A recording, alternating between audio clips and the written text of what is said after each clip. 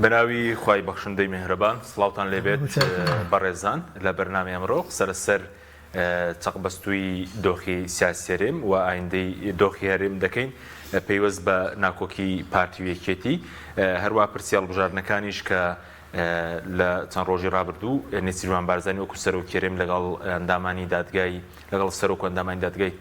پێداچوونەوەی هەرێم کۆب بووە سەبارەت بە دیاریکردنی ڕۆژێک بۆ هەڵبژاردننی پەرلەمانی کوردستان تەستێک لای دەسەڵاتدارانی هەرێم هەیە گەر هەڵبژاردنەکە دوا بخرێ ئەوان بە دوای ڕێگە چارەیەکدا بگەڕێن لەبەر لێکەوتەکانی دواخستنی هەڵبژاردنە وا باز لە دۆخی ئابووریش دەکەین پێوەست لەگەڵ بەغدا و ئەو چەقبەستووی کە جگە لە دۆخە سیاسەکە لە دۆخە ئابووریەکەش هەیە لەگەڵ ڕێک لە بەڕێزان سەباح قارەمانی ئەندامی پێشووی سەرکردایەتی کۆمەڵ لە ستۆدیۆ هەروە لە هەولێرەوە دکتۆر ئەحمەد وەرتی سەرۆکی سەنتەری ئایندە بۆ لێکۆڵینەوە سوپاسی یارمەدەبوونتان دەکەین کاک سەباح بەخێر من سوپاسی جەنابەت دەکەین ئەگە سەرەتا لە چارنووسی دۆخی هەرێمەوە دەست پێ بکەین بۆچی دۆخەکە بەمە گەیشت کە ئێستا هەرێم ڕوبەڕووی چەقبەستووی سیاسی بۆتەوە و دامەزراوەکانی ڕوبەڕووی ئیفلیج و وەتا شەرعیەتی بڵێن یاساییشان نەماوە هۆکارەکەی چییە کە هەرێمی کوردستان گەیشتوتە ئەم دۆخە؟ بەناوی خۆی گەورە میهرەبان سڵاو لە جەنابەت وە سڵاو لە بینەرە بەڕێزەکان وە سڵاو لە کاک دکتۆر ئەحمەد کاک حەکیم شتێکی ڕوونە کە هەردوو حیزبی دەسەڵاتدار لە کوردستان لە دوای ڕاپەڕینەوە کە ئیدارەی ئەم هەرێمە ئەدەن ڕۆژ لە ڕۆژ هەرێم بەرەو قەیرانی خراپتر دەبن هەتا ئەوەی کە هەرێم بە سەدان هەنگاو گەڕاوەتە دواوە ئەوەی کە ئێستا ڕوودەدا بەڕاستی هەردوو حیزبی دەسەڵاتدار لێی بەرپرسن لەبەر ئەوەی کە دەتوانرا لە کاتی خۆی هەڵبژاردن بکرایەوە کاتێکەوە پەرلەمان شەرعێتی مابوو دەیتوانی بڕیار بداوە ڕێبکەون لەسەرەوەی کە کۆمیسیۆنی شکارا بکەنەوە و هەڵبژاردنەکانی کوردستان هەم بە سەرپەرشتی کۆمیسیۆنی کوردستان بەڕێوەبچێەوە هەم پەرلەمان شەرعێتی هەبێتاوی هەڵبژاردن دەکرێت دوای ئەوەی کە ئەمانە ڕێک نەکەوتن و بەڕاستی ناکۆکیێکی نادروستی مێژوویان هەیە بەداخەوە کە ئیتر بەداخەوە ینی وەڕاستیەکی تاڵەکە بە چەندان شەڕی ناوخۆ و بە چەندان با بڵین کارەساتی نەخوازراوە تا ئەو ئاستەی ناکۆکی ئەم دوو حیزبە ئاوا بۆ هەمیشە پەنیان بردو بۆ دەوڵەتەکانی دش کە هەرێکێکیان جۆرێک لە جۆرەکان یا لە قۆناغێکدا یا لە کاتێکدا پەنای بردو بۆ حکومەتانە و کارێکیان کردو بۆ سرینەوەی یەکتر کە هەمووشی ئەمە وەکوتمان لەسەر هەرێمی کوردستان کەوتووە و دوجار بە زەرری هەوڵاتیان شکاوتەوە ئەم جارش کە ئەمەی لێ دروست بۆ دیسان لەبەر ناکۆکی خۆیان و ڕێنەکەوتن و گوێنەدان بە هەیبەت و هەیمەنەی ئەم هەرێمەوە مەسیری کیانەکە گەیشتەوە حەدەی کە پەرلەمانیان بە شێوازێکی با بڵێن نادروست درێژ کردەوە دوجار دوای ئەوەی کە سکاڵات وەمارکرا لە دادگای فیدرالی و دادگای فیدرالی بڕیاریدا کەوا پەرلەمانی هەڵوەشاندەوە کە پەرلەمانی هەڵوەشاندەوە تەواو ئەمان دەستیان بەسراوە کوردستان با بڵێن قورسایی نەما لەو بڕیارەدا بۆیان نە پەرلەمانی شەرعێتی ما و نە کۆمیسیۆنەکەیشی کارایە ناچار دەبێ دادگا هەرچەند کەیسش سکاڵایەکەیە کە دادگایەک لەی کاتەوە بۆیە کۆمیسیۆنی عێراق بێ سەرپەرشتی هەڵبژاردنەکان کە ئەمان دەبێت دەسەوسان چاوەڕێ بن بزان دادگا چ بڕیارێ دەدا و کۆمیسیۆن چۆن هەڵبژاردن بەڕێوە ئەمە مەسئولین لە یەکێتی و پارتی لێی بەرپرسە دوایەوەی کە پێشتر نەوتەکەیان لەدەستدا وەکو هەناردەکردن بۆ دەرەوەدەن ئێستا شەردەی فرۆشن و قازانجیە دەکەن ئێستا دەسەڵاتی هەڵبژاردنیش کەوتوتە لای بەغدا بە جۆرە لە جۆرەکان دیاریکردنی ڕۆژەکەش هەرچەند لە دەسەڵاتی سەرۆکی هەرێمە بەسەر پێویستە بەڕێکارەکانی بەغداوە دادگای فیدرالیەوە بەتاکید ینی بەداخەوە ینی هەرێم ئێستا لە ئاست ناوەندا هێندە بچووک بۆ توانی وەکو بڵێ هەموو بڕیارەکان بڕیارە مەسیرەکان لای ناوەندا و هۆکارەکانیشی ئەم دوو حیزبەی دەسەڵاتدار ئەو کاتێک کە حکومەت زۆر داوای لێکرا ئۆپۆزیسیۆن زۆر داوای کرد خەمخۆران زۆر داوایان کرد با هەرێمی کوردستان لەگەڵ حکومەتی ناوەند ڕێبکەوێ بە جۆرێ لە جۆرەکان لە بەرەوەی کارتی فشارمان لە دەستدایە خۆمان ئێستا نەو دەفرۆشکین عێراق زۆر مەمنونە بە خاڵەکان گوێنەگیرا بە دڵسۆزان گوێنەگیرا بۆ ئۆپۆزیسیۆن گوێنەگیرا بۆ خەمخۆرانی ئەم وڵاتە دوجار دوای ئەوەی ئەو سکاڵایە کە لە بەرژەوەندی هەرێم یەکلایک ناوەند یەکلای کراوە و لە زیانی هەرێم بوو نەوت ئێستا ئەوەتە بە شێوازە ڕسمەکەی ناڕوە دیارە وەکو گەندەڵی و تەنکەر و بفرۆشتن بە قاچاقی ئەوەی کێکە لە کارەساتەکانی کوردستان ئێستا هەم با بڵێن ئێمە ئابووری و داهاتمان لە دەستی ناوەندە و هەمیش بڕیاری ئیدارە و دامەزراوەکانیشمان کەوتۆتە دەستی ناوەند کە ئەمانش بەڕاستی کاک حەکیم خوێندنەوەی بۆ دەکرێت هەم لە وڵاتانی جیهانی و هەم لە وڵاتان یاریەوە لە ناوەندی شەوە خوێندنەوە بە دەکرێت بۆ کوردستان کە بەڕاستی بۆیە بە شێوازێکی لاواز بەداخەوە مامەڵی لەگەڵ ئەیگەری سەمونم پرسیار لە بەرپرسانی هەرێم بکرێ بڵێن ئەنجومەنی پارێزگاتان هەیە دەبێ وەڵامیان چی بێ بڵێن بۆ سەدەستەکانیش دەستەی دەستپاکیە زۆرێک لە دەستەکان سەرۆکی دیوانی چاودێری داراییە ئەوە پەرلەمانە هەمویان ماوەکان بەسەر چووە دەبێ وەڵامێکی چیان هەبێ مەسەرەن بۆ پرسیارە کە بڵێن دام و دەستگاکانی هیچی هەموو ئەکسپایر حکوومەت بۆتە ماوە بەسەر چوو بەداخەوە کاک حەکیم بەداخەوە لە کوردستان کە ئەم دوو حیزبەی وکوتمان کە ئەم هەرێمە و بەڕێوە دەبن بەڕاستی هەست ناکە یعنی لە ئاستی بەرپرسیارەتیە مامەڵە لەگەڵ ئەم کیانە بکەن کە بە سەدان هەزار شەیدی لە پێناوە دراوە ئەوان بێباکن لەمە یعنی کە وەکوتم نابوەک دوژمە بەڵام کەم تەرخەم بوون ئەوەندەی خەمی گیرفانی خۆیان و دەوڵەمەندکردنی کۆمپانیاکان و ململانەی نادروستی حیزبی بوون ئەوەندە لە خەمان نەبوون کە ئەم کیانە بەرەو کوێ دەڕوا کە ئێستا وکوتمان خەریکە ئەگاتە ئاستێکی یعنی زای سیناریۆکە من زیاد لە 5 مانگ لەمەوە پێش قسەم لەسەرەوە کرد بەڕاستی ئەمە وەکوتم وەکو ئەگەرێک کە هەرگیز خوازیاری ئەمە نین بۆ ئومێد دەکەین هەرگیزیش ئەمە ڕوونەدا ئینشاڵڵا یعنی من لەوە دەترسم هەرێم با بڵێ حکوومەتی ناوەند بەرامبەر بە هەرێم سیناریۆک بەکاربێنەکەویش ئەوەیە کە ئەوەتە ماوەیە کە مواطەلەکە بە بڕیاری ئەو سکاڵایە کە لەسەر یاسای هەڵبژاردنەکان هەیە دوای دەخا کە من پێم وایە بە ئاسانی دەتوانێت بڕیار بدا و لەگەڵ ئەوەشا کۆمیسیۆنیش تا ئێستا لەگەڵ سەرۆکی هەرێم نەگەشتنەوەی ڕۆژێکدانین چکەوان پێم وایە هەر بە جۆرێک لە جۆرەکان چاوەڕێی بڕیاری دادگاکەن من لەوە دەترسم وردە وای لێبێ کە بڵێن ئەم حکوومەتی کار بەڕێکەرەی ئەو مودەی ساڵی زیاد بەسەراچووە باشە شەرعەتی نەماوە ئەگەر بڕیارێک لە دادگای فیدرالی دەرچێ بڵێن لەبەرەوەی کە حکوومەتی شەرعەتی نەماوە بە جۆرێک لە جۆرەکان کردم وەکو سیناریۆیەک دوجار بە پێی یاسا هەرێم کە بەشێکە لە حکوومەتی عێراق ئەو کاتە ناچار بەدیلەکەوەیە بێ حکوومەتی مرکزی ئیدارەی هەرێم بدا و ئەو کە هەتاوەی کە ئینتیخاباتە کرێ ئینتیخاباتیش لە دەستی ئەوانە لەوانەیە بۆ مودەیەکی زۆر دوای خەن اینجا ئەو کاتە ئەنجامی هەرم چی لێ دێ ئەوە زۆر خەتەرێکە یعنی بەڵام ئەمە هەموو وەکوتمێکی بەڵێ بە تاکید چونکە ئەگەر ئەوان بیانویستایە لە کاتی دیاریکراوە هەڵبژاردنیشیان دەکرد و دەستگاکانیشمان بەم شێوازەوان نەبوو کە شەرعەتیان نەمێنێ سوپاس دەکەم کاک دکتۆر سوپاسیان دەبوونی جەنابیشت دەکەین دەمەوێت سەرنجی بەرەش بزان لەسەر دۆخی هەرێم و دامەزراوەکانی و لە چەند ڕۆژ ڕابردوو کۆبنەوەیەکی نێچیروان بارزانی شەبوو لەگەڵ ئەندامانی دادگای پێداچوونەوەی هەرێم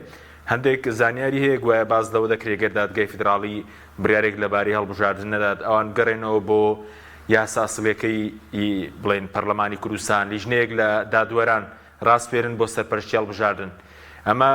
دەکرێت شتێکی وا ڕوودات یاخود ئەمە قورسە بەناوی خی بەخشندە میهرەبان زۆر سپاس بۆ جەنابتان و سڵاوڕێزم هەیە بۆ میوانە بەڕێزەکەتان مامۆستا هەروەها سڵاوڕێزم هەیە بۆ بینەرانی بەڕێز ئەوەی ئێستا بەڕاستی بەداخەوەی کە ئێستا ئەیبینین بە تایبەتی ئەوەی کە پێویستە بە هەڵبژاردنەکانی پەرلەمانی کوردستان و ئەزانم ئەوەی دەنگەکەی خۆم بۆم ئەگەڕێتەوە ئەگەر ئەوە بەڵێ چاکێکن کاگتۆر بەڵێ ئەوە ئەتوانی بڵێن بەڕاستی وەکو مامۆستا سەباحش ئاماژەی پێدا دەرهاوێشتەی ئەو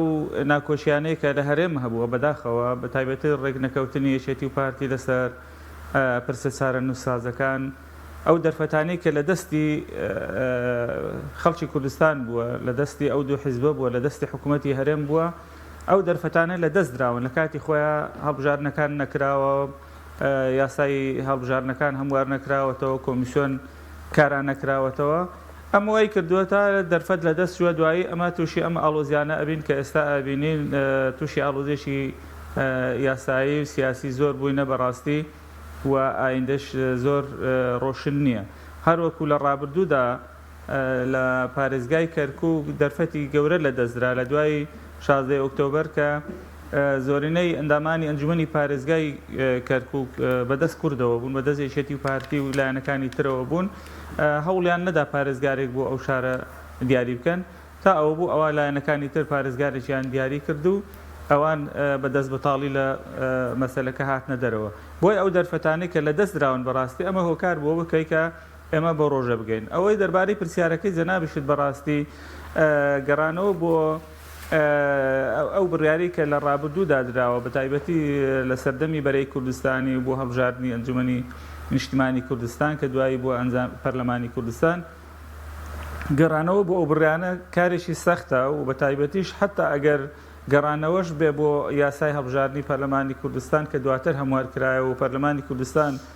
پەسەندی کردووە چەند هەموارێکی بە دوای خۆیان هێناوە دیسان هەر سەختە لەوانەشە ئەگەر دادگای فیدراڵی بڕیار نەدا لەسەر هەڵبژاردننی پەرلەمانی کوردستان لەسەر ئەو سکاڵا و تانانی کە بەرز کراوەتەوە دژ بە یاسای هەڵبژاردننی پەرلەمانی کوردستان ئەگەر دادگای فیدراڵیش بڕیار نەدا لەوانەیە هەرێمی کوردستان بێوێت بە شێوەیەک لە شێوەکان دەرچەیەک بدۆزێتەوە بۆ هەڵبژاردن بەڵام دیسان ئەمە پێویستی بەوە هەیە کە هێز ویلایەنە سەرشیەکانی هەرێمی کوردستان بە تایبەتی پارتی وێچێتی لەسەر ئەم بابەتە ڕێک بکەون و کێشە و گرفتیان نەبێت لەسەر هەڵبژاردنەکە ئەمە لەلایەک لەلایەشی تریشەوە دەرچە یاساییەکە بە شێوەیەک بێکەوە دوایی تانەی لێ نەدرێت دادگای فیدراڵی زارشی دیکە ئەنجامی هەڵبژاردنەکان هەڵبوەشێنێتەوە کە دیسان دێنەوە خاڵی سەفەر ئەمە بەڕاستی ئاڵۆزیەشیە توانین بڵێن پێویستی بە وردبوونەوەی زیاتر هەیە و پێویستی بە دیراستکردنی هەیە بۆی لە هەم لە بواری سیاسی و هەموو لە بواری یاسایی و قانونی تووشی گرفت و ئاڵۆزی زیاتر نەبین. باشە بەس بەڕێزت بە دووری دەبینی ئەگەر دادگاش بڵێن بڕیارەکەی دوا بخات لەبارەی هەڵبژاردننی پەرلەمانی کوردستانەوە یەکێتی و پارتی ڕێک بکەون وەکو بڵێنەوە تویەک بەشێک لە دادوەران و داواکاری گشتی و نوێنەرانی حیزبەکان سەرپەرشتی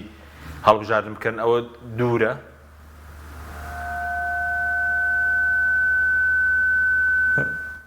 دەنگەکە زۆر ساف نییە کە دێتە لای من کاک حەکیم. کاکتۆر ئێستا دەنگمان باشە؟ ڕاستی بەڵێ گوێ لێ ئێستا کاکتۆر سەبارەت بەوەی ئەو ئەگەرەی بەڵێ سەبارەت بەو ئەگەرەی ئەگەر بێت و بڵێن دادگای فیدراڵی پرسی هەڵبژاردن وا بخات چاوەڕێ دەکرێت پارتی ویکێتی ئەوان لە ناوخۆی کوردستان ڕێک بکەون یاخود ئەمە قورسە؟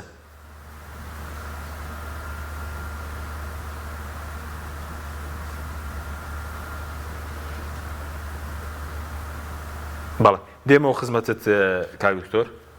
دێمەوە خزمەتت کاک سەحابەی خزمەت جەنابەت سەبارەت بە لێکەوتەی نەبوونی بڵێن دامەزراوەی شەرعیسیە لە کوردستان ئێستا کە حکومت بۆتە ماوە بەسەرچوو پەرلەمان نەماوە بڵێن لە مانگی حوتەوە پەرلەمان ڕۆشتۆتە ماڵەوە ئەنجومەنی پارێزگایە بۆ سەرۆکی زۆرێک لە دەستەکان کە ماوەیان بەسەرچووە لێکەوتەی چییە؟ لێکەوتەی ئەوە یەک جارێک لە ڕووی یاساییەوە یعنی بەڕاستی وەکوتم ئەو دامەزراوانە پێکیان کەوتەوە جۆرێک لە جۆرەکان کاربجەوە حکومەتی شەرعیت لەوانەوە وەرەگرێت ئێستا حکومەتیش کاربەڕێکەرە کاتێک کاربەڕێکەرە حکومت ناتوانێت هەندێک بڕیاری با بڵێن یەکلاکەرەوە با بڕیاری مەسیری بە بڕیاری گرنگ بدا بە پێی یاسا یعنی کە ئەم هەریەمە خۆ بێ حکومەتێکی هەبێ ئەم حکومەتە دەسەڵاتداری ئەو یەک دووەم شەرعیەتی هەبێ و دەسەڵاتی هەبێ کە هەر بڕیارێک پێویست بێ بیدا پێشڕۆ جەنابەت دەڵێ حکومەتی ئێستا پێش دادگای فیدراڵ تەفسیرێکی کرد بۆ حکومەتی کاربەڕێکەر دەڵێ ناتوانێت ڕێکەوتن بکە پۆستی باڵادا بنێ قەرز بکە ئەوانە کۆمەڵێک کارن کە کاروباری ڕۆژانە تەنها کاروباری ڕۆژانە کاروباری ڕۆتینی پێ نەکرێت ئێستا حکومەتە بڵێ گەرنا بۆی نییە وەکوتم ئەو بڕیارانە و بڕاری گرنگتریژانی بۆی نییە هیچ بڕیارێکی ئەوەندە گرنگ دەرکاجا هەرێم ئەوە لێکەوتیەکانی خراپە بەڕاستی بۆی دوو پەرلەمان کە دروست نابێ هیچ چاودێرێک بەسەر حکومەتەوە نییە ینی بەڕاستی خۆ حکومت خۆی شەرعێتی نەبێ و چاودێرێکیشی بەسەرەوە نەبێ و وەکوتم نەتوانێت هیچ خزمەت گوزارێکی لەبەرەوە هیچ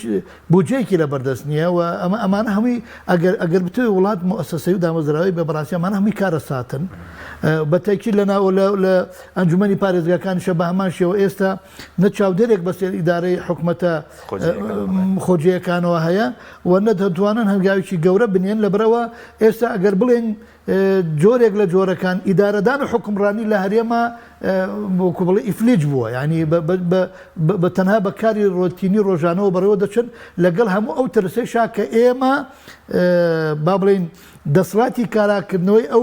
ئەو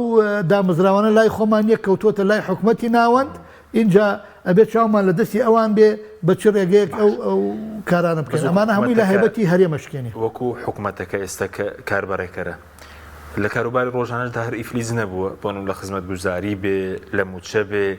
لە پرسی ئەمن و ئاسایش بێ لەگەڵ وڵاتانی دراوسێ و لەگەڵ بەغدا و بەتاکید یعنی حکوومەتی هەرێم بەداخەوە کابینە لە دوای کابینە شکست زیاتر دەخوا باوەڕت هەبێ هەر کابینەیەک هاتبێ لەوەی پێشووی خۆی خراپتر بووە کە ئەم خراپ بوو ئەم خراپتر بووە یعنی ئەمە وای کرد کابینی بە خراپتر بەتاکید بۆ چونکە و قەیرانانەی ئێستا ڕووی کردووە لە هەرێم لە پێشووتر نەبوون ئێستا ئەوەتە ئێمە با بڵێ وکوتم ئەگەر ئابوورێکیشمان هەبوو بێ خۆمان ئێستا ئەوشمان نەماوە ئەوەی شەرعەتی دامەزراوەکانمان نەماوە ئەوە ناکۆکیی تون هەیە دوو ئیدارەیەکو خۆیەتی ئێمە پەیوەندیمان لەگەڵ وڵاتان زۆر لاواز بووە کاکە خوێندنەوەی وڵاتان بۆ ئێمە بە ئاراستێکی نادروستە دەڕوا اینجا ئێمە ئەوەتە سەروەریمان پێشێل دەکرێت لە وڵاتانی دراوسیەوە هەر ڕۆژێک لەلایەکەوە با بڵێن لەم خاکە دەدرێ و بەو شێوازانە کە دەبینی ئەمانە هەمووی یخۆ لە ئەستۆی کێدایە کاک حەکیم غێر حکومت لێ بەرپرسە لەبەرەوە حکومت شکستی خواردۆ بەدەر لە خات دەمات ینی کارەساتە کاک حەکیم دوای 32 ساڵ حکومڕانی تۆ کارەبات نەبێ بۆ هەوڵاتیان یعنی ئەمە ئەگەر حکومت ناتوانێت دابینی کا فەشەلی هێناوە ئەگەر هەیەی وەک دەڵێن و دەیفرۆشیە بە دەوروبەر و بێباکە لە دانیشتوانی خۆی بەڕاستی ئەو پەڕی کارەساتە ئەو پەڕی خەمساردیە ئەمانێک لە کوردستان ڕوودەدەن کاک حەکیم باوەڕت هەبێ لە وڵاتێکی ڕۆشنبیرا بێ نەک وەزیرە تایبەتمەندەکان بڵێن بەڵکو تەواوی حکومت دەست لە کارە کێشێتەوە یعنی ئەمە کارەسات نیە لەم حکومەتە 4 مانگە ببوورە 4 مانگە زیاتر لە 4 مانگە مامۆستایان لەسەر شەقا من پەروەردە شکستی خواردووە حکومت لێ بێباکە بۆ یەک جار سەرۆکی حکومت ئامادە نەبووە لەگەڵ نوێنەری مامۆستایانە دانیشێ بەداخەوە وە جێگرەکەیشی بە هەمان شێوە و هەتاوە ینی ئەمە کارەساتە بەڵام گەربانی هونەرمەندێک بەداخەوە ینی خەڵکانێکە لەوانەیە ئەو نەجدەرو نەبێ حکومت ئامادەن لەگەڵی دانیشن و دیاری پێدەدەن خەڵاتی پێدەدەن بەڵام بۆ ئامادە نەبوون بۆ یەک جار لەگەڵ توێژیەکە کە توێژێکی ڕۆشنبیرە کە تەواوی کوردستان قەرزاریانی مامۆستایان هەموو ئەوانەی پێدەگەن بە سەرۆکی حکومەتی شۆ دەبێت ڕۆژێ لە ڕۆژان قوتابی بوون لە بەردەستی مامۆستا وەک گرنگترین سلکیان لە بەردەستە کە سلکی پەروەردەیە کە کۆی کۆمەلگا ئەبێ ئەمان پەروەردەیەکەن و پێ بگەن و تێگەێنن شکستی خواردەوان لێ بێباکەن ئەمە گەورەترین شکست نییە ئەمە لە هیچ با بڵێن کابینێکی حکومەتی پێشوانە بۆ بەمنەوە باشە دێمە خزمەتت کاکتۆر ببوورە لەوێ لەگەڵ جەناب تووسڕین کە باسی ئەوت کە ئێستا بۆ نمونەگەر وەکو ئەگەرێک دابینێن دادگای فیدراڵی بڕیارەکانی دواب بخات لەبارەی سکاڵاکانی سەرهەڵبژاردننی پەرلەمانی کوردستان پارتیویەتی ڕێک دەکەون لێرە بۆ بگەڕێن بەیەکەوە بتوانن ناوخۆ چارەسەرێکی بۆ بدۆزنەوە یاخوتەر ناکۆکە ناوخۆیەکەوە کارە بەوەی کە لە ناوخۆشدا نەتوانرێت ئەمە بکرێت وڵای تا ئێستا ڕوون نێر لە ڕاستیدا ئایا ئەوانیش ڕێک ئەکەون یا ڕێک ناکەون چونکە بەڕاستی ئەوە کۆسبی بەردەم هەرێمی کوردستان و ئەو قەیرانانەی ڕووی لە هەرێمی کوردستان کردووە ئەوڵ و ئاخیر خۆیان بوونە بەڕاستی کە لە ڕابردوودا ڕێک نەکەوتون ئەزمون سەلماندوێتی هەر کاتێک ئەمانە ڕێککەوتوو بن هەڵوێست بوو بن سەرکەوتوو بوونە توانیوێتیان لە ئەو دەستکەوتانە بپارێزن لە هەلام خۆی هەرێم و هەروەها لەگەڵ بەغداش بتوان بڕیارەکان بە شێوەیەک بڕوات کە لە ئەنجومەنی نوێنەرانی عێراق و هەروەها لە حکوومەتی عێراقی فیدراڵی کە لە بەرژەوەندی هەرێمی کوردستان بی بەڵام ئەوەی کە ئێستا ئەیبینین بەڕاستی ئەنجامی ڕێگنەکەوتنی ئەو دوولایەنەیە و هەر بڕیارێکی تریش بدرێت بەڕاستی ئەگەر بەرژەوەندی باڵای هەرێمی کوردستانی تێدا ڕەچاو نەکرێت وازان هەرێمی کوردستان تحملی بارودۆخی خەیرانێکی تر ناکات ئەبێ زۆر بیری لێ بکرێتەوە بڕیارێکی دیتری هەڵە نەدرێت کەوە هەرێمی کوردستان تحملی نەکات بۆیە بە هەموو شەوەیەگە بێ هەوڵ بدرێت لەگەڵ حکوومەتی فیدراڵیە ڕێک بکەون چونکە یەکێتی و پارتی خۆتان نەزانن بەشێکن لەو حکوومەتێککە ئێستا پێکاتووە و هاوبەشی ئەم حکوومەتەنە و پێویستە حکوومەتی فیدراڵیش بەڕاستی ڕەچاوی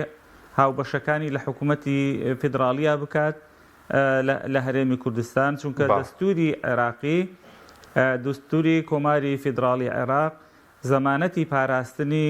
هەرێمی کوردستان و قواری هەرێمی کوردستان و دامەزراوە یاساییەکانی کردووە و پێویستە دادگای فیدراڵیش بە بەهانەی تانەدان لە یاسایی هەڵبژاردننی پەرلەمانی کوردستان چیتر هەڵبژاردنەکانی هەرێم دوانەخات چونکە لە ڕاستیدا سەقامگیری هەرێمی کوردستان بەشێکە لە سەقامگیری عێراق و دواخستنی هەڵبژاردنەکانی زیاتر ناکۆچیەکان لە نێوانی حکوومەتی فیدراڵی و حکوومەتی هەرێمی کوردستان قوڵتر دەکاتەوە و شێشەکانی لە ناوخۆی هەرێم دیسان زیاترە بن کە ئەمەش دیسان سەرئێشەیەک بۆ هەموو عێراق دروستە بێ و 2000 ناکۆچی و ناتەبایی زیاتر لە نێوانی هەرێم و لە نێوانی بەغدا ناسەقامگیری بە دوایە خۆیان دێنێ و قەیرانی زیاتر بە دوای خۆیان دێنێ قەیرانی سیاسی قەیرانی ئابووری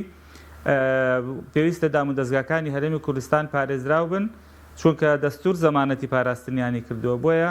من قەنەعەتم وایە کە دادگای فیدراڵی 2000 بڕیار ئەدا لەسەر ئەو تانانە وەتانەکانی یەکلا ئەکاتەوە نابێت لەوە زیاتر دوا بخرێت چونکە بەڕاستی بەردەوامبوونی ئەم دۆخە یعنی زیان لە عێراقیشەدا و زیان لە هەرێمی کوردستانیشەدا. باشە کاکتۆر سەبارەت بە بڵین ترسێکی ئێستا بەتایبەت ئەمڕۆ سەرۆکی پارتیش بڵین کۆبنەوەی کردبوو لەگەڵ باڵیۆزی ئەمریکا بە وەکالەت لە عێراق باسی دەستێوەردانی بەغدا دەکات لە کاروباری هەرێم دەڵێ نابێ ئەمە نادەستوری و ئەوانە ترسێکەیە بەتایبەتی لای دەسەڵاتدارانی پارتی لە بڕیارەکانی دادگای فیدراڵی هۆکاری چێم ترسە لای یەکێتی ناخوێنێتەوە لە سەرکردەکانیان. بەڵێ ئەو ترسە هەیە بێگومان ترسەکە هەیە ترسەکەش بەهۆی ئەوەیە کە لە ڕابردوودا هەندێک بڕیار دراون کە وای لێ خوێندراوەتەوە کە ئەم بڕیارانە ڕەهەندی سیاسیان هەیە بۆی ئەم ترسە لەم زۆنە هەیە و زۆنەکەی تریش کە خاوەنی ئەو تانەیە کە بەرزکراوەتەوە لە یاسای هەڵبژاردننی پەرلەمانی کوردستان دراوە بۆیە ئەم زیاتر ئەمە خۆی بە خاوەنی ئەزانێت ترسەکە لای ئەم زیاترە و خۆی بە خاوەنی دەسەڵاتی هەرێم و حکوومەتی هەرێمی کوردستان ئەزانێ ئەگەرچی لەگەڵ یەکێتی نیشتیمانیە هاوبەشن لەم حکوومەتە و دوو پێکێنەری سەرەکی ئەم حکوومەتەن بەڵام ترسەکە زیاتر لای ئەمانە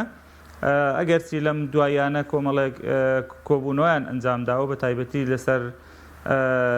هەڵبژاردننی ئەنجومەنی پارێزگای یان ئەنجامەکانی هەڵبژاردننی ئەنجومەنی پارێزگای و پێکەنانی ئەنجومەنی پارێزگا و پۆستەکانی ناو شاری کەرکووک بە تایبەتی پارێزگار گەیشتونە هەندێک ڕێکەوتن پێویست بوو لەسەر بابەتەکانی تریش بەڕاستی بە ڕوونی بۆ خەڵکی کوردستان ڕوونی بکەنەوە کە ئایا ئەوان گەیشتون بە ڕێکەوتن و هەڵوێستیان چییە بێ لەبارەی هەڵبژاردننی پەرلەمانی کوردستان و لەبارەی بڕیارەکانی دادگای فیدراڵی هەڵوێستەکانیان هێشتا ڕوون نییە لای خەڵکی کوردستان بەڕاستی ئەوان بەرپرسیاری یەکەمن لەم دۆخەی کە لە ڕابردوودا و ئێستا هەرێمی کوردستان پێیگەیشتووە 2000 هەرە بێ ئەوان ڕێکەون بەڕاستی لەسەر ئەو پرسانە و ئەگەر ئەوان ڕێکەون و یەکگرتوو بن و یەک هەڵوێستن پێم وایە حکوومەتی فیدراڵیش 2000 ناسارە بێ ڕازی بێ بۆ داواکاریەکانی هەرێمی کوردستان چونکە داواکاریەکان ئەتوانم بڵێم داواکاری دەستوری و یاساین ئێستا چ ئەوەی کە پەیوەندی بە بودجە و ئیستحقاقاتی هەرێمی کوردستانەوە هەیە چ ئەوەی کە پەیوەندی بە هەڵبژاردننی پەرلەمانی کوردستانەوە هەیە مادام بڕیارەکە کەوتۆتە دەستی دادگای فیدراڵی و مادام کۆمیسیۆنی باڵای هەڵبژاردنەکانی عێراق سەرپەرشتی ئەبێ سەرپەرشتی هەڵبژاردنەکانی پەرلەمانی کوردستان بکە ئەبێ بستنە ژێرباری ئەو بەرپرسیارەتیە یاسایی و مێژووییەوە و نابێت لەوە زیاتر دوای بخەن چونکە 2000 دواخستنی ئەو هەڵبژاردنانە وەکو باسم کرد زیانێکی گەورە بە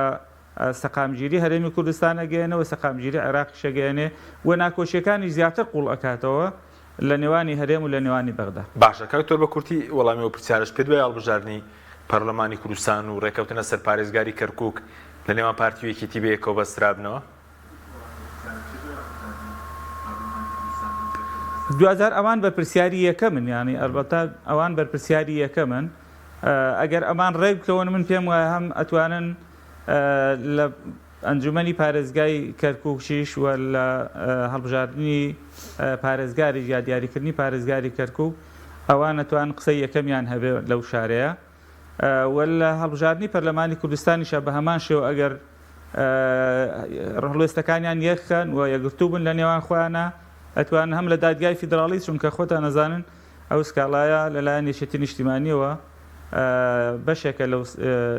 سکاڵایە کە بەرزکراوەتەوە تانەی لاوە لە یاسای هەڵبژاردن ئەوتوان بارودۆخەکەی هێوەر بکەنەوە بە شێوەک لە شێوەکان چ لە بەغداوە چ لێرەش لە بەرژەوەندی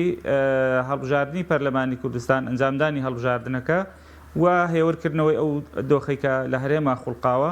ئەبێ بەڕاستی ئەوانە تەنازول بۆ یەکتری بکەن سازش بۆ هەندێک لە بەرژەوەندەکانی خۆیان بکەن لە پێناو بەرژەوەندی گشتیە چ پارتی بێتی یەشێتی بینابێ ینی پێداگر بن لەسەر ئەوەی کە لە ڕابردوودا کردویانە بەڕاستی ئەمەوای کرد کە دەوخەکە بەو ئاقارە بگا کە ئێستا بەیبەتی هەرێمی کوردستان نەماوە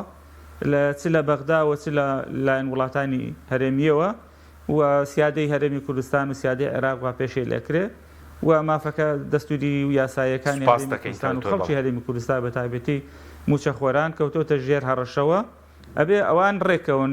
ئەوەڵ و ئاخیر ئەوان بەرپرسیارن لێ بەڵێ سوپاس دەکەم کاکسەوە خزمەت بەڕێزت باسی موچەت کرد ئەوەی کە جێگە لە بڵێنەمانی شەرعیەت بەزەوەی کە پەیوەندی بە شتێکی سەرەتایی و موچە پەیوەندی بەچیەوە کە ناتوان چارەسەرێکی بدۆزنەوە یا خۆت زۆر قسە سەرەوە دەکرێەوەی کە پێوەستە بە داهاتی ناوخۆش ئایا چی لێکرێ ئەوەی کە بەڕێزوتت فرۆشتینەوت بە قاچاق و لەگەڵ بەغداش هەردوولایەت تاکو ئێستا نەگەشتونەتە ڕێکەوتنێک بۆەوەی کە کێشەی بەتاوی چارەسەر بن وەکار چیەکە ڕێ ناکەون بڵین چارەسەری ناکەن من پێم وای ئێرادەی چارەسەرکردنیان نییە چونکە ئەوان بەشێک لەوەی کە ئەبینرێ لە کوردستان ئەوان بە نایاسایی پارێکی زۆر بۆ حیزبەکانی خۆیان دەبن هەردوو حیزب وە کۆمپانیەکانی خۆیان وە ئێستا هەرێم گیری خواردەوە بەدەست ئەو عقدانەی کە کردوێتی کە عقدانێکن ینی بەڕاستی کاتی خۆی حکوومەتی عێراق کە پێ ناڕازیە کە قبوڵی نیە لە عێراق ئابە و شێوازە پارە بەهدەر بدرێ و ئەو کۆمپانیانەی ئەمان لەگەڵیانە ڕێکەوتون هەندێکی لەوانەی لە نەزانین بێ و هەندێکیشی کۆمپانیای خۆیانن لێ مستەفیدن بۆیە ئەیانەوێ استحقاقێکی زیاتریان پێبن کە عێراق قبوڵی نیە ئەوەی کە گرفتە بەڕاستی و هاوڵاتیانیش و هەتا مامۆستایانیش قبوڵیان نیە فەرمانبەران متمانەیان نیە بە حکومە چونکە قەناتیان وایە کوتمانەوەی کە ڕێکخراوی پێیان وایە پارە هەیە و بۆچی پێشیان وایە پارە هەیە یەکەم بەرزم ئەوە معلومەکو ڕێکخراوی ئۆپێک گوتی کاکە لە کوردستانە ڕۆژانە 250,000 بەرمیل نەوت بە تەنکە دەفرۆشێت جامە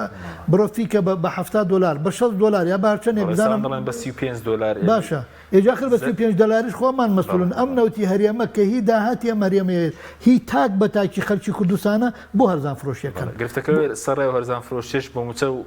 ئەو هەرزان فرۆشیە ئەوان تەنها بیری حیزبەکانی خۆیان هەیە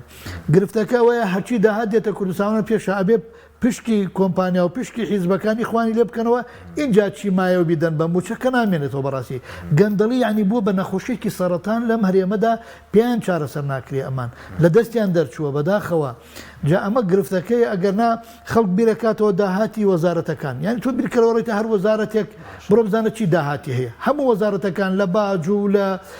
زەریبەکان بڵێن کە دێ لە هاتوچۆ لە سلکی تەندروستی لە هەموو سیلکەکانی ترکاکە حەکیم اینجا لە داهات و گومرگەکان ئەوەی کە باز دەکریانی پارێکی زۆر دێ کۆی ئەمانە لە دەستێکی ئەمینا بن باوەڕتان هەبێ پێویستیشان بە عێراق لەوە چێن نەبێ یا شتێکی زۆر کەم ئەوە یەک دوو ئەمان لەگەڵ ئەوەی کە ناتوانن لەم داهاتی ناوخۆ بەشی با بڵێن موچەدا بنکەن لەبەرەوە و کوتم گەندەڵی و مەسلحەتی حیزبی و کۆمپانیا شخصیەکان و حیزبیەکان کوشتێتی بەشێکی تر ئەوەیە کە نایشتوانن داتای ڕاست و دروست بن بە حکومەتی ناوەند یا بەلای کەمەوە قەنەعەت بە حکومەتی ناوەند بکەن کە حکومەتی ناوەند ئەو حەقەی کە حەقی هەرێمە پێمان بدا ڕاستەوەی کە لە نەزانیان لە بوجەی عێراقا کۆمەڵی خاڵیان بەڕێ کردووە دوجار دەزانن کە باجەکەی چەند قورسە و زۆرێک لە پەرلەمانتارەکان هاوەریان کرد کاکەمە بۆمبێکی تایە و خەتەرە بەڵام ئێستش بۆ هەموارکردنەوە ینی بەڕاستی ئەمان متمانەیەکیان دروست نەکردووە کەوتە حکوومەتی عێراقی من ناژڵم ینی حکوومەتی عێراقیش بەڕاستی بۆ خۆی ئەو نێ بڵێ ینی هەم لە ڕووی گەندەڵیوە یارە 24 و پاکەوە هەمیش بێوێ دڵسۆزانە مامەڵە لەگەڵ خەڵکی هەرێما بکات نەخێرەوەش مامەڵی سیاسیەکە لەگەڵێمە ئەوەسڵ حەزەکە هەرێم نەمێنێ حەزەکە عێراق ببێ بە حکوومەتێکی با بڵێن مەرکەزی سەرتاسەری و هیچ هەرێمێک نەمێنێ بڵێ لە دەستورە ئەمە کراوە لەوانەیە لە قەنەعەتی بەشێک لەوانە لە ناچاری بوو بێ بەڵام ئەمە دەستور داوی بەڵام ئەمان نەیانتوانیوە دروست مامەڵە بکەن کەەوە ئەوە مانگی دویش گەیشتووەتە نیوەی و جاکەی بوجە هەموارە کرێتەوە و کەی لە بەشی با بڵێنی تەشغیلی لا دەبرێ و کە چی لێ دەکرێت بەڕاستی کارەساتێکی گەورەیە و ئەوەتە خەڵکی وڵاتیانی کوردستان دڵیان لە مشتیانایە لە موچە و بەو شێوازە لەو قێرانە دارایە دەژین. باش بەزەوەی کە بەرەزوو تێسەبوون و نەبواری موسیقەکەش خستیانی نابێ ئێستاندێک جار باسی چاکسازی دەکرێت من لەو ڕۆژانە ڕووداوێکە بوو لە سلێمانی ئەنی ئەوە شتی بچووک نییە هەرچەندە شتی بچووکیش بە هەر باشە بەڵام ێستا بۆنە سەرانی پارتی ویکێتی دەتوانن چاکسازی بکەن جارێکی دیگە گەر بۆ نمونە ئینتیخاباتەکەش بکرێتەوە ئێستا خۆیان هەر لە سێرە لووت کە مڵک و ماڵی گشتیان داگیرکەوە هێزی چەکداریان بەرەستە داهاتیان بردووە دەکرێت بەم شێوێ کاک حەکیم من دەبیرم دێ نزیکەی بۆ سەرەتا یعنی چەند بانگێک دوای تەشکیلکردنی حکوومەت بوو لە کەناڵێکی ڕاگەیان باسە مکتومێکی جوپارتی ناتوانن چاکسازی بکەن لەبەرەوەی ئەوان قەناعەتیان وایە چاکسازیکردن واتە مردنێکی هێواشی خۆیان بۆ چونکە ئەوان دەزانن متمانەی جەماوەریان نەماوە و دەزانن بەخوا خەڵک ئەوانی خۆش ناوێ بەم هەموو گەندەڵی و مکەسەراتەوە بۆیە ئەوان بوونی خۆیان لەوە دەبینن کە پارەی داهاتی هەرێم لە دەستیانایە و هێزی سەربازیان هەیە جا ئەگەر ئەوان بتوانن هێزی سەربازی هێزی پێشمەرگە بکەن بە هێزێکی نیشتیمانی و بەس حکومت مامەڵە گەڵا بکە و لە دەستی حیزب دەرچێ ئەوان وا هەستەکەن خۆیان وردە وردە بەرەو مردن دەڕۆن و داهاتی ئەم وڵاتە ئەگەر لە دەستێکی ئەمین بێ یا بە دروستی لە دەستی حیزب دەرکری آخر کارەساتە حکومت چاوی لە دەستی حیزب بێ پارەی پێ بدە کە لە هەموو دنیادا حیزب یا بۆ خۆی دەبێت داهات پیاکە یا بەلایکەمەوە گەر بە یاسا ڕێکخرابێ حکومت موچێکی دیاریکراو لەسەر ئەساس و بنەمای یاسا بە پێ ڕێژەی کورسیە بە پێ هەر جۆرێک لە جۆرەکانە پێی دەدا ئێستا لە هەرێمی ئێمە ئەسڵەن حکومت چاوی لە دەستی حیزبە ئەگەر ئەمانە لا ببن ئەوان دەزانن کەوا وردە وردە بەرەو نەمان دەچن ئەوە تە دەبینی کە هەتا ئێستا نانتوانیوە دوو ئیدارە بکەن بە یەک ئیدارەی سەربەخۆنی ئێمە حکومەتێکمانەیە بەڵام دوو حکومەتی ڕانەگەیاندراومان هەیە ئەمە هێزای پارێزیێ باش بە زووتر دەگەر چاکسازی بکەن دەمرن بەس ئێستا لە ڕووی سیاسیەوە ڕوبەڕووی جۆرێک لە مردن بوونەتەوە کە ناتوانن پێداویستەکانی خەڵک دابینکەن دامەزراوەکانیان شەرەل کردووە لە ڕووی سیاسیەوە ڕوبەڕووی مردن بوونەتەوە پێم وایە من قەناعەتم وایە بۆ خۆشیان دەزانن کە ئەگەر لە کوردستاندا باشە هەرێمێکمان هەبێ مؤسسەی بێ هەڵبژارنی پاک و بێگەرد بکرێ وفعلا دوجار سندوقەکانی دەنگدان بڕیار بدەن بۆ ئیدارەدانی ئەم هەرێمە و تەشکیلکردنی حکومەت و لەگەڵ ئەوەشا فورسەی یەکسان هەلی یەکسان بە هەموو حیزبەکان بدرێ هیچ حیزبێک لەو حیزبانە هێز بەکار نەهێنێ تەزویرات نەکا پارە نەبەخشێتەوە بە بەلاش کە هەر داهاتی ئەمەریەمەیە خۆیان زۆر باش دەزانن نەک ئەوان زۆری نەنابن کەمینەیەکی زۆر کەمینە دەبن چکە بە ئێستشەوە کاک حەکیم ئێستا ئەوەی کە خۆی بە یەکەمی کوردستان دەزانێ لە سەدا 15 دەنگی کوردستانی نێناوە لە سەدا 15 هێناوە هەموو دەنگدەرانی کوردستان لە سەدا 30 شتێک چوونەتە سەر سندوقەکان بە هەموو حیزبەکانەوە جاوەرە بزانە حیزبی یەکەم چەنی بەرەکەوە حیزبی دووەم چەنی بەرەکەوە کۆی حیزبەکانی تر چەوێ ئەگەر ئەو لە سەدا هەفتایە متمانەی هەبێکەن سندوقەکانی دەنگدان یەکلایەکاتەوە و هەڵبژاردن کاریگەری هەیە بێتە سەر سندوقی دەنگدان دیارە دەنگ بەوان نادا ئەوان دەبن بە چیان لێدێ نابن بە کەمینەی کەم لەبەر ئەمە دەزانن بەڕێزم بۆیە ئەگەر چاکسازی بکەن و بمبوری ئەم کۆمنتە ئەگەر چاکسازی بکەن و فعلەن کوردستان ببێ بە هەرێمێکی مؤسسەی ئەوان بردنی خوانی کابینەوە سوپاس دەکەم کاک دکتۆر جگە لە بابەتی پێوەست بە هەڵبژاردن کە ئێستا لای بەغدایە مەسەلەی چارەسەرکردنی ڕێکەوتن لە سەرنەوتیش لای بەغدایە چاوەڕی چی بکەین لە پێوەست لەگەڵ لە نەوت کە ئێستا بڵێ پرۆژه یاسایی نەوت و غاز لە پەرلەمانی عێراق پەسەند نەکراوە یاسای نەوت و غازی هەرێم هەڵەوشێنراوەتەوە عێراق داوا دەکات پێداچوونەوە بەگرێ بەستەکان بکرێت چاوەڕێی چی بکەین ئەوەش خۆی بەشێکە لەو کێشانی کە سێراوە ماوەتەوە لە نێوانی هەرێمی کوردستان و لێوانان بەغدا ئەوە یاسای بودجەکە بڕیار بوو هەموار بکرێتەوە بۆ چارەسەرکردنی کێشەی موچە و ئیستحقاقاتی هەرێمی کوردستان ئەمەش تا ئێستا ڕوون نییە دیارنێکەی ئەم یاسای هەموارەکرێتەوە ئەوە یاسای نەوت و غازە بە هەمان شێوە پەسەند نەکراوە یاسای نەوت و غازی هەرێم ڕاگیراوە هەڵوەشاوەتەوە ئەوە پەرلەمانی کوردستان لە بەشایی یاساییدایە هەڵبژاردن ئەنجام نەدراوە حکوومەت کەمان حکوومەتێکی کات بەڕێکەرە یعنی ڕۆژ بە ڕۆژ بەڕاستی قەیرانەکان زیاتر ئەبن ئەمە وا ئەکا کە خەڵک ئومێدی نەمێنێ بەڕاستی بۆی کە کێشەکانی نێوان هەرێم و بەغدا چارەسەر ئەبن چونکە ئەگەر حکوومەتێک هاوبەشە لە نێوانی هەموو لایەنەکان پێکاتوە بە کورد و سنە و بە شیعەکانەوە بەڕاستی هەمویان هاوبەشن لەم عێراقا لانی طبعا هەرێمی کوردستان درێغی هەیە لە ڕابردوودا کەم و کوڕی زۆر بووە گەندەڵی هەیە نەیانتوانی ئیدارێکی ساغڵەم بکەن لەم هەرێمی کوردستانە بەڵام لە بەرامبەریشدا حکوومەتی فیدراڵی بەڕاستی بە ئەرکەکانی خۆی هەڵنەستاوە ئەوانش سەرڕای ئەوەی کە گەندەڵی هەیە لە عێراق بە شێوەیەکی گشتی ئەوانش ئامادەنین وەکو پێویست ئاور لە هەرێمی کوردستان بدەنەوە وەکو بەشێک لە عێراق وەکو مامۆستاژ ئاماژەی پێدا ئەوان بەڕاستی باوەڕیان وەکو پێویست بە سیستەمی فیدراڵی نییە ئەو ئیدارەدانەی کە ئێستا هەیە بەڕاستی عقلیەتێکی سیاسی وا حکومڕانی عێراقەکە کە ئێوە جارێکی دیکە عێراق بەرەو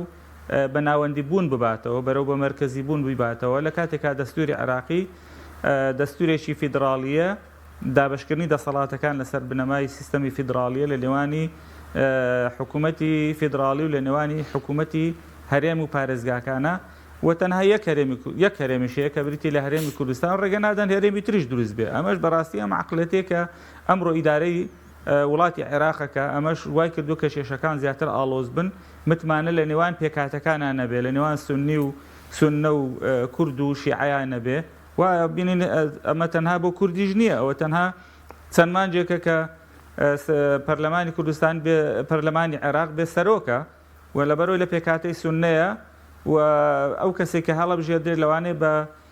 دڵی پێکاتەی شیعە نەبێت و دوای ئەخەن ئەویش دیسان قەیرانێکە لە نێوان خوانەوە لە نێوان سونەکان خۆشیان ڕێک نەکەوتون لەسەری بۆیە کێشەکان بەڕاستی زۆرن لە عێراق و ئەو کێشانە بەو شێوە بمێنێتەوە